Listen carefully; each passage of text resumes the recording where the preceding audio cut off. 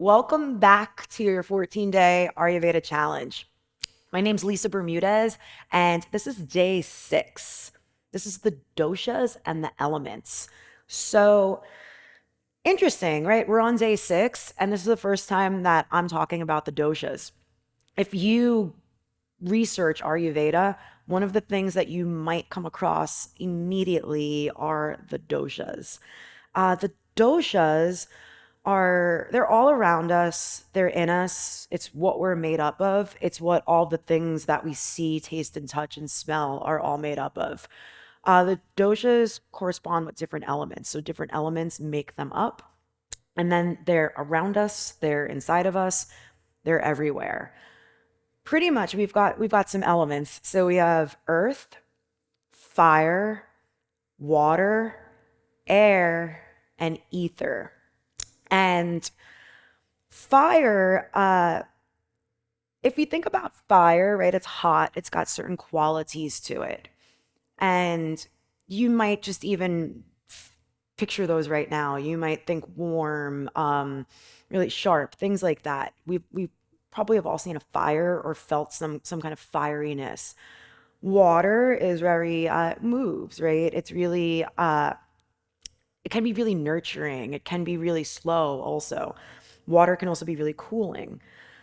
Then we've also got earth. Earth is here everywhere. Earth supports us. Earth is something that is very stable. And then there's air. Air is everywhere. Air moves. Air moves. It's all around us. Ether is sometimes it's hard to understand ether because it's kind of like what contains, and it's not something that we can really you can't really see air and ether, right? It's something that has other really interesting qualities to it, which we'll get into. So, starting with the doshas, now I'm starting with Kapha dosha. Kapha dosha is made up of the elements of earth and water. And the doshas, we all have the doshas in us. Some of us have more than the other. Some of us have an equal amount of all of them in us. I'll talk you through them one by one and then give a little more information after. Kapha dosha, made up of the elements of earth and water.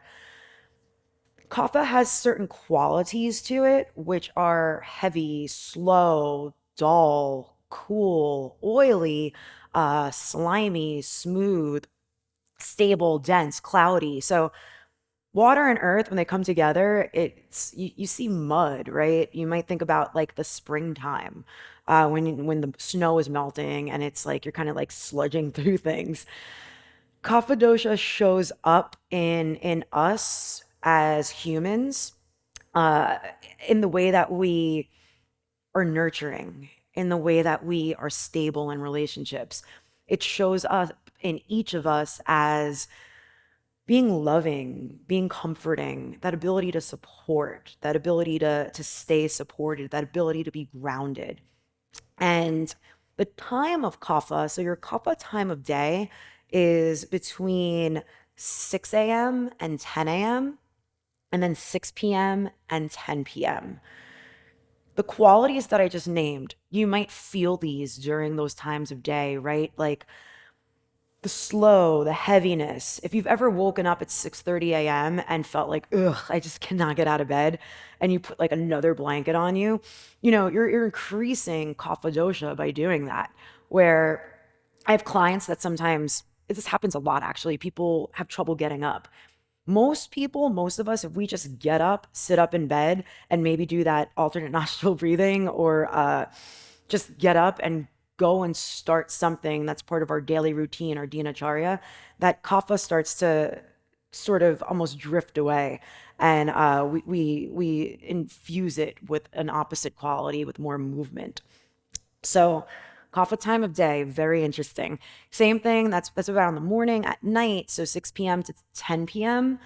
That time of day, naturally, you might feel like, wow, 6, 7 o'clock, I'm winding down. I'm good. If I just change and take a shower or a bath, I'm ready for bed. That doesn't always happen in some of the cultures that exist in the world today. For a lot of us, like 8 p.m. we've got dinner reservations. 9 p.m., maybe we're going out. But we're trying with Ayurveda to work with nature. We're trying to work in nature. So it's just interesting how if you maybe have trouble sleeping or if you've got trouble waking up, it could be because you're doing certain things at the times of day where you should be doing other things, right? Again, kapha time of day is 6 a.m. to 10 a.m., 6 p.m. to 10 p.m. Earth and water. It's going to be a very dense, slow, stable sort of feel to it. Those are some of the qualities of it. These same qualities are present in kapha season, which is it's around late winter into spring, early spring, and maybe throughout spring. The doshas, when I talk about the doshas and the seasons like this, it doesn't mean that like on a set date, boom, kapha season ends. No, it's a little fluid from season to season and from different places in the world. You might be in a place where maybe you have a really long kapha season for that year, but at that time of year, you may notice, wow, I'm getting a lot of sinus issues, or I just feel really heavy, like in my stomach when I eat certain things. It's because it's kapha season. Naturally, there's this oily kind of quality that comes with it, and also this kind of sticky quality too, the heavy, slow quality. So we got that within us. We've got that within us. And when you're in kapha season and maybe you're accumulating too much kapha, you're going to get sick. It'll manifest as maybe sinus stuff or something like that. So, moving on from there, a kapha dominant person is somebody who is like stereotypically that person that is like loving and sweet and kind. They probably have a really like nurturing voice. I have known a lot of meditation teachers that have that like smooth like voice like honey that just mellows you out. It's very kapha quality. They probably have really like thick, shiny, dense, strong hair. They look strong in their features too. So they might be a little bit heavier or more athletic. So a kapha person, it can be a little harder to lose weight, but they gain weight easily. They gain muscle easily too, and they're athletes. There's a lot of athletes that you see that have that kapha constitution. Uh, this is also a constitution because of the stableness to it. They don't really get sick that often. They don't get rocked that hard. And it's when they do though, they end up getting really very they're when they're down, right? So that's stereotypical kapha person, kapha type. Moving on to pitta. The pitta dosha is made up of fire and water. When you think of fire and water, you might even think of like steam. Sometimes that comes into my mind pretty often when I think about pitta. And the pitta qualities are oily, sharp, hot, light, also mobile and liquid.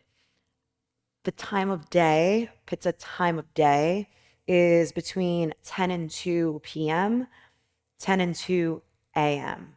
So let's start with the morning. That 10 to 2 time might be at work when you get the most done. You're the most productive, ideas are flowing, things are happening, boom, boom, boom. Great time to get things done. The hours between 10 a.m. to 2 p.m., the best time to have the biggest meal of your day. It's because that fire element is present, and we need that fire element to actually digest our food. We need that fire element to transform the food that gets put into our body and actually nourish us. So that 10 to 2 time is key. It's a really important time. This is also a time where you might feel like you can get a little overheated, a little overstimulated. So maybe not the best time to again do that like that have that boot camp class in the sun that I talked about a few videos ago. Might be a time where you go take a walk, or once you've completed a really heavy project, just take a moment and thank yourself for it. Find some really nurturing things to say to yourself. On the other end of this now, the interesting bit is the 10 to 2 p.m. If you've ever felt that second wind of energy come at around like 10 p.m., that's pit because it's pitta time. Again, that's that heat, that's that mobile, it's that sharp, those sharp qualities. You just came in the evening. Remember, Kapha time ends at 10 p.m. and then Pitta picks right up. That's because according to Ayurveda, we ideally want to be in bed by 10 p.m. And once we're asleep, that the pitta dosha is dominant, and in our bodies it's actually helping different things move and metabolize and digest. There's certain organs that kind of like turn on at that pitta time of night. I like to think of it as at nighttime, between that 10 and 2 time, it's sort of like this little janitor comes in and cleans things up within our body while we're sleeping. It's kind of like a detox time. And if we're up during that time, like clicking through the TV, scrolling on the phone, that janitor is going to walk by and be like, "Oh, okay, liver, you're still going. You don't need me." And just going to bypass and bypass whatever it is that might have needed a little bit of like a cleansing throughout your sleep for the night. So it's why it's important to be asleep between those hours of like the 10 and 2. And it's just so interesting that some of us actually have schedules, right? Where maybe we're eating dinner at 10. Uh, we can't always change that. We can't change these things. There's certain things that we can't change. But remember, there's other Ayurvedic practices too. There's other things that we can do that help us find balance and help us nourish. But if you can be asleep by these times, great. Pitta season. Now, Pitta season is, you probably are figuring it out already. Pitta season is summer. Summer is when things are hot. Summer is when things are kind of mobile. Things are sharp. Things are also like oily. There's a sort of really, really fired up sensation to summer. But notice what also happens with summer. Summer vacation. People go on vacation for the summer. People say, I need to get away. And what do you do when you go on vacation? Maybe you're by a beach, maybe you're somewhere and you're relaxing. So some parts of our culture have got it right, where hopefully when it's pitta season, you're doing things that actually help nourish you. So pitta is definitely that time of summer where we can get very overheated, but we try to nourish ourselves.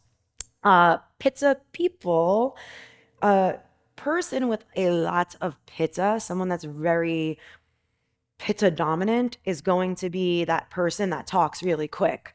Uh, I've got that quality a little bit. Somebody with a lot of Pitta in them, maybe their hair started to get a little gray early on in life. Um, a Pitta person might also have that very athletic build, and it's easy for them to lose weight and gain weight. It's usually muscle too. A Pitta person, if they found that they gained like 10 pounds, they're the type of people that can say, oh, it's no big deal. Give me 2 weeks and I'm good. Whereas a Kapha person is going to take a little more, it might take a little more time to actually lose that, to come back to balance from that. Pitta person is very sharp. So the qualities of Pitta, right, are sharp and hot. They can be very sharp, which is good. If you work with people that are very Pitta dominant, things get done. Things are going to happen. They're not going to sit on a project for a long time. They'll come in and say, hey, what happened with that? What's going on with this? We need that. We need those Pitta people. We also need the Kapha people to say, hey, everybody, let's take a breather. Let's actually calm down and take a break. Let's take a break and have some tea. So, really interesting when you start to see the doshas actually personified in different people, right? Pitta people are very organized. These are the people that when you go to their homes, they might have like all of their clothes color coordinated, or there's some kind of rhyme and reason to everything that they do. Pitta, we and remember, we all have these inside of us. We're made up of all the doshas. So the part of you maybe that is tracking back to Kapha, the part of you where you may see Kapha is that part of you that's nurturing, that part of you that can sustain relationships. Part of you where you may see Pitta is where you get things done. You make a list. Being committed to this 14-day Ayurveda challenge is that's Pitta showing up in you, right? Really important. Lastly, but not least, we've got Vata. Vata dosha is made up of the elements of air and ether. Even saying, oh, this is made of the elements of air and ether, it kind of feels like you can't get your hands on it, right? It kind of feels like I can't figure out or touch it. That is a very Vata thing because the qualities of Vata are dry, light, cold, rough, subtle, mobile. Mobile's an important one because Vata is also air and ether. It's the only dosha that moves. So there might be things that come up with Pitta or Kapha that Vata actually pushes, and that's when we may see certain things manifest in our bodies. Vata time of day is between 2 p.m. and 6 p.m.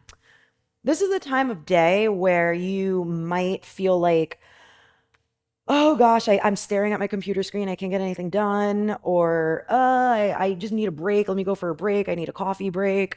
Or it can be a really creative time. It can be a time where you're actually like, whoa, I've got this new idea. This is really good. Things are flowing. Maybe there's no way to bring that idea into the world yet, but like you've got a good idea.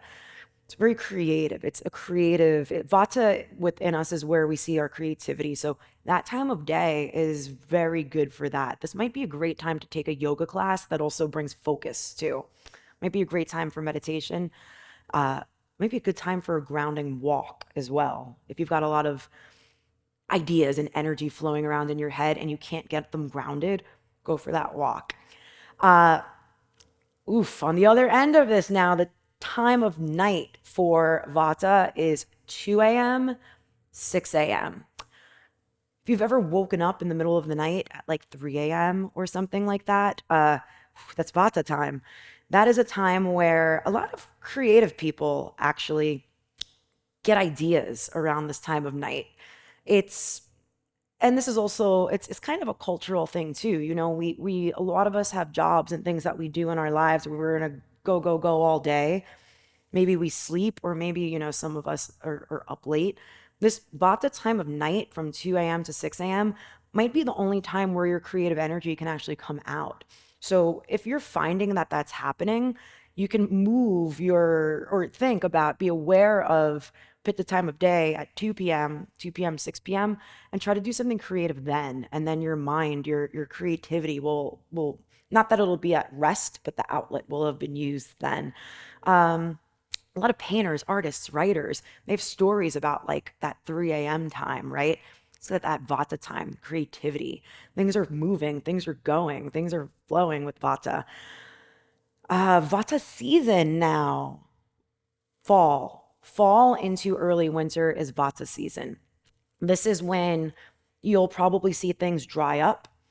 The branches and the leaves and things get really crisp outside. There's a coldness that starts to come in, and it's a time where things transform. So Vata season for a lot of us in the world, it corresponds with the fall, and that's usually a time where people are like, school is starting. Or if you have a family, maybe the kids are going away to school, going away to college, and now you're feeling empty, feeling like something's missing. Something that happens with Vata because it is mobile is it can almost create this feeling of like something's lacking or something's missing. So we need to find grounding with Vata.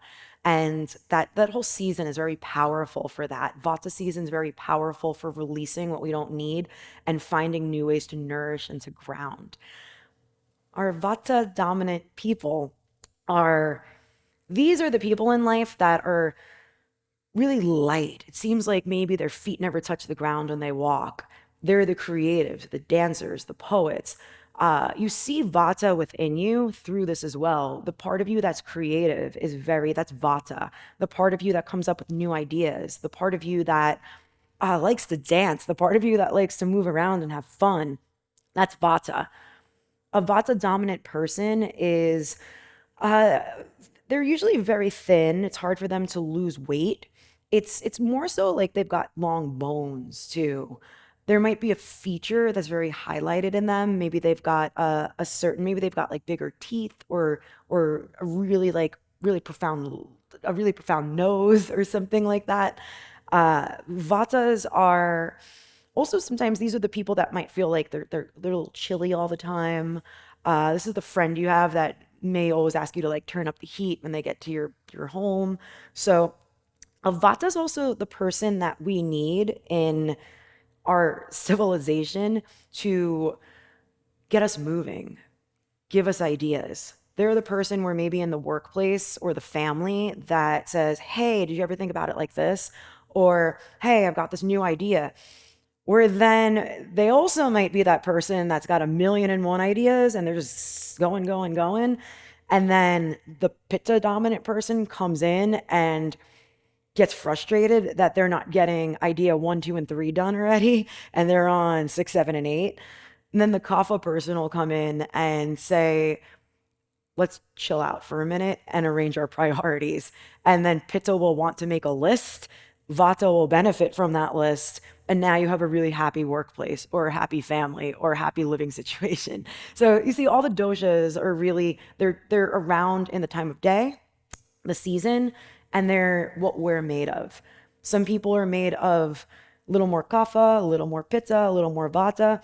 Some people are kapha pitta, pitta kapha, vata dominant, or kapha vata, kapha pitta vata. So, you can combine these in all different ways. There's a few ways to see these in people. Another thing too is somebody could be tridoshic. So they might have all three of these doshas, but in a very even way. They show up very evenly. Another interesting thing about the doshas is you might think and learn like a kapha, but your body type is pitta. So maybe like a way a kapha learns is that they need to hear things repeatedly to get them. Once they've got it though, they've got it. Or like a pitta's got it and they're good. But and then a vata, the way they learn is they've got it, but then they might forget it. So there's different ways that these show up within us. Same thing in relationships. You might be a very kapha dominant person in the way that maybe you learn, but the way you exist in relationships might be very vata. You might go from just person to person or situation to situation. So I'm saying this because there's a lot of tests on the internet. There's a lot of good ones. There's a lot of them that you can take like a dosha quiz. For this challenge, I'm going to ask you not to. You can if you want, but it's not part of the challenge. If you're really tempted to, go for it. Take the quiz. But instead of taking the quiz, what I would like you to do for this challenge, for this day 6, is notice where the doshas show up in your day. Notice where they show up in you. And if you're inspired to write them down, maybe journal about it. But with this awareness, just notice where you're seeing the elements and the qualities. And I'll say them again, just so that way you've got them before we finish this video. Kapha elements are earth and water. Time of day, 6 a.m. to 10 a.m., 6 p.m. to 10 p.m. Qualities are heavy, slow, dull, oily, smooth, soft, dense. Pitta dosha, this is fire and water. Time of day, 10 a.m. to 2 p.m., 10 p.m. to 2 a.m. Qualities are oily, sharp, hot, light, liquidy. And then vata. Vata, the elements are air and ether. And the time of day is 2 p.m. to 6 p.m. and then 2 a.m., 6 a.m. The qualities of vata are dry, light, mobile, rough, subtle, and also clear. So notice where these show up. And this might be one of the videos that you might want to listen to over again. You might listen to this one a few more times too. This is really where we're kind of putting a lot of this together. So notice the doshas, notice the elements, notice the qualities, and just be aware. Cultivate that awareness. And then I'll see you tomorrow. Thanks so much for joining me, and I can't wait to see you tomorrow.